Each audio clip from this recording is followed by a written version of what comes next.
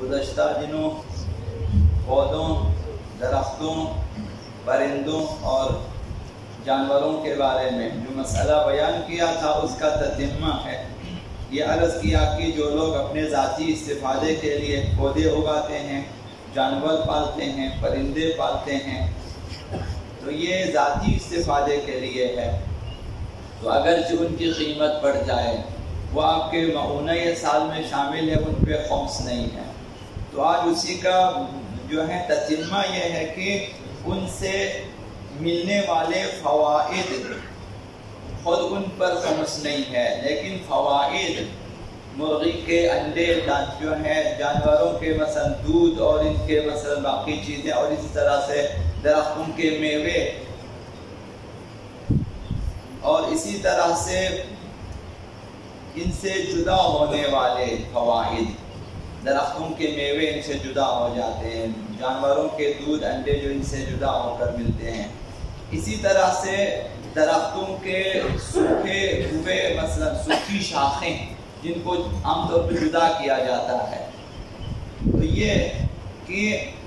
سال کے اخراجات میں سے جو کچھ ان سے بچ جائے اس پر خمس واجب ہے۔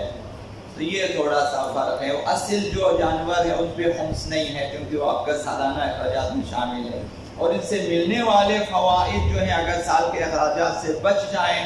تو اس پر خمس واجب ہے۔ خداوند متعال نے سورہ مؤمنین میں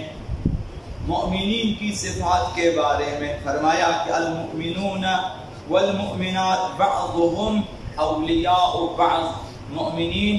جو ہیں ایک دوسرے کے ولی ہیں، دوست ہیں، مددگار ہیں۔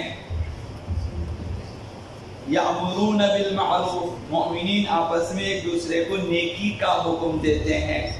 وینہون عن المنکر، برائیوں سے روکتے ہیں،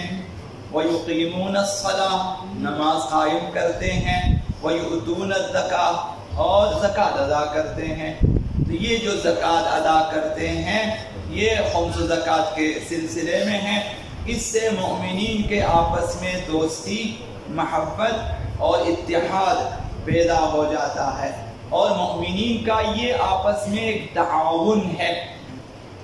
ثروت مند افراد اپنا خمس نکالتے ہیں، اپنی زکوٰۃ نکال لیتے ہیں، کفارات نکال لیتے ہیں، اور اسی طرح سے فطرات ادا کرتے ہیں، تو اس سے غریبوں کی مدد ہوتی ہے۔